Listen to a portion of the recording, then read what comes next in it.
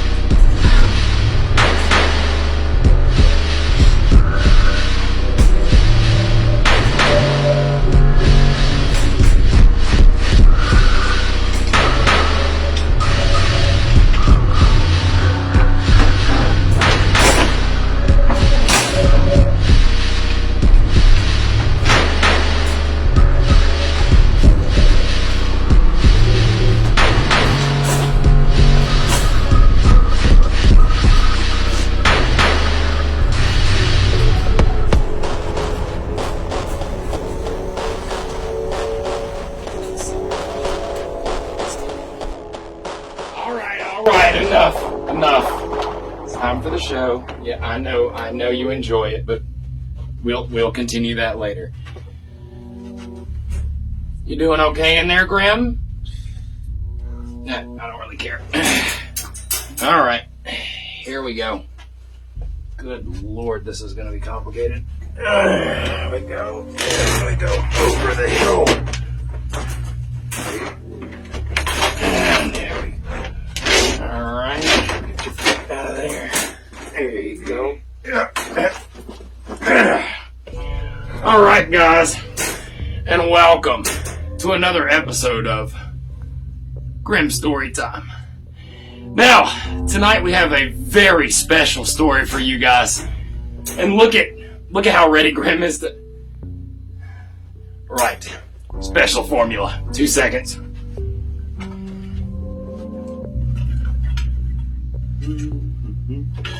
Urza, you'll get your chance to play later.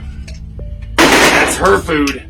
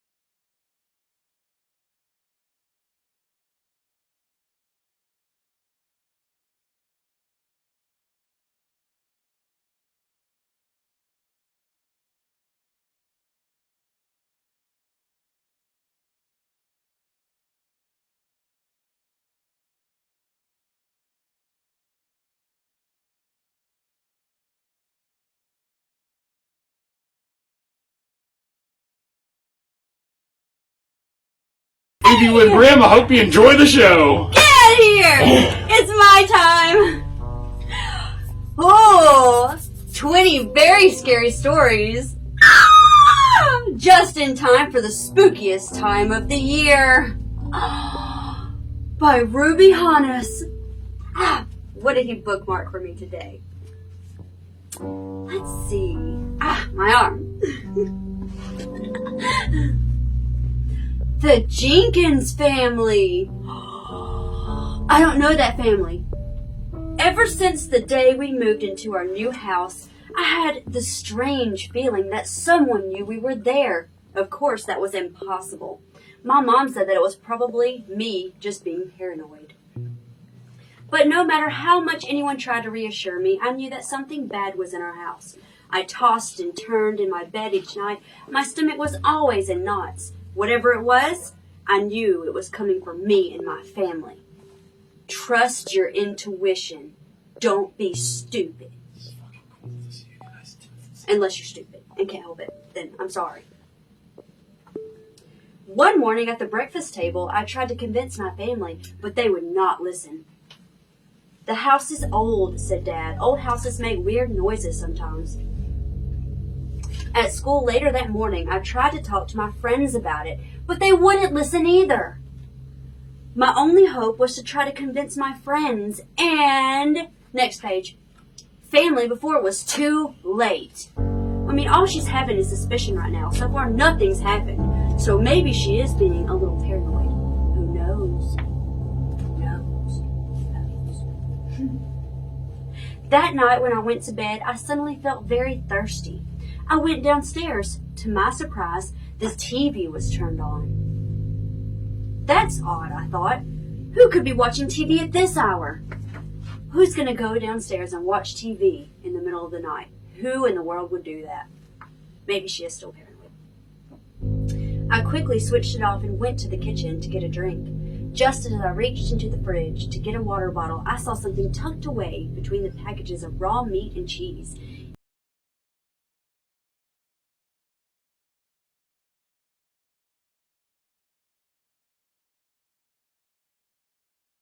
For that being there, I thought.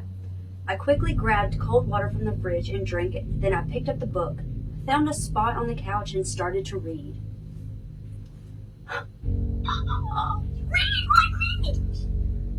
Inside the book was a tragic story of the Jenkins family, who had all been murdered in their sleep, and whose spirits were always seeking revenge.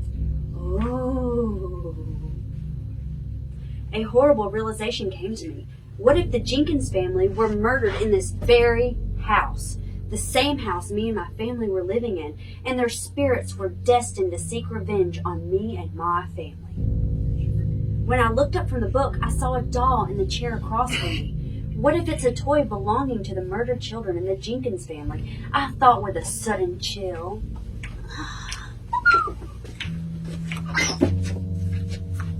Hey! I'm trying to read here! What's wrong with you? God, can't ever have just reading time. Been stuck in the cage. Now I gotta put up with this torture. The doll's back was turned, which was scary to me for some reason. The doll was slumped in the chair. It didn't move. Well, I thought that's probably a good thing.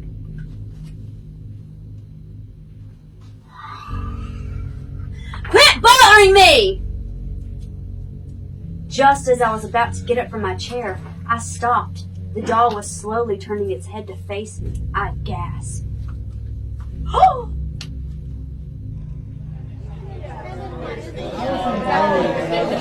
What are you trying to tell me? You don't got some peace.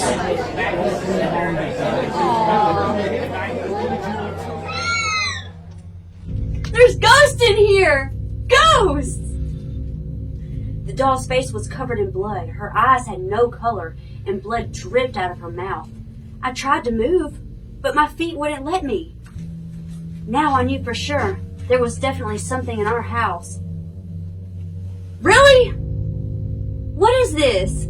Yeah, there's berries. For some reason, there's berries everywhere. What is going on?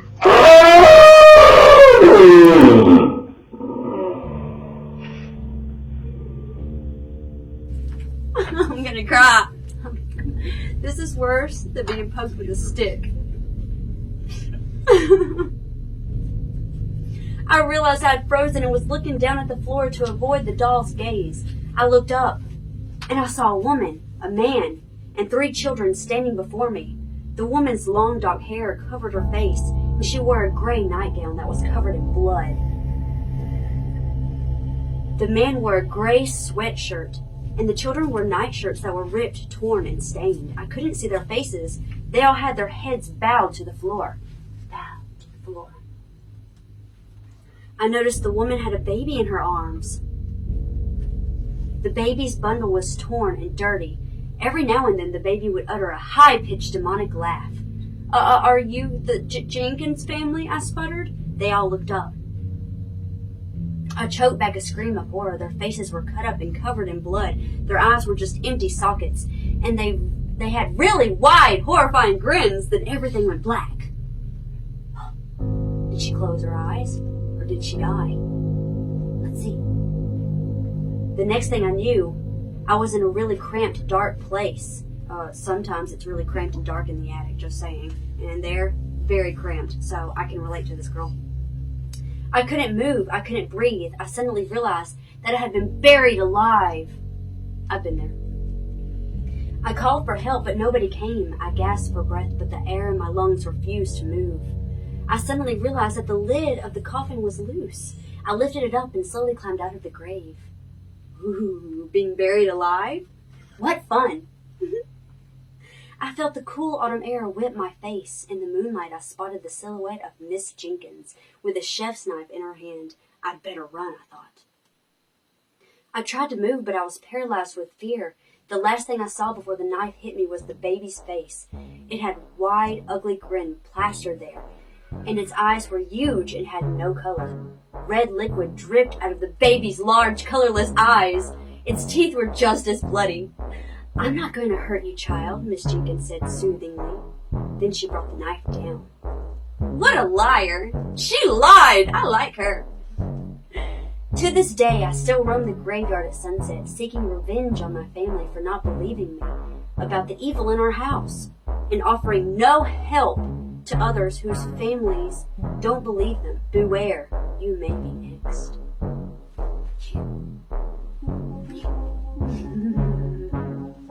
She died. Miss Jenkins killed her.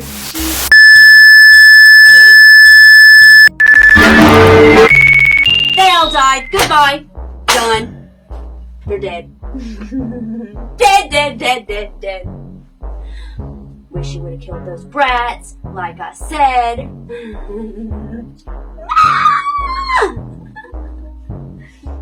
Now these bookmarks are mine. I'm probably going to chew on them too.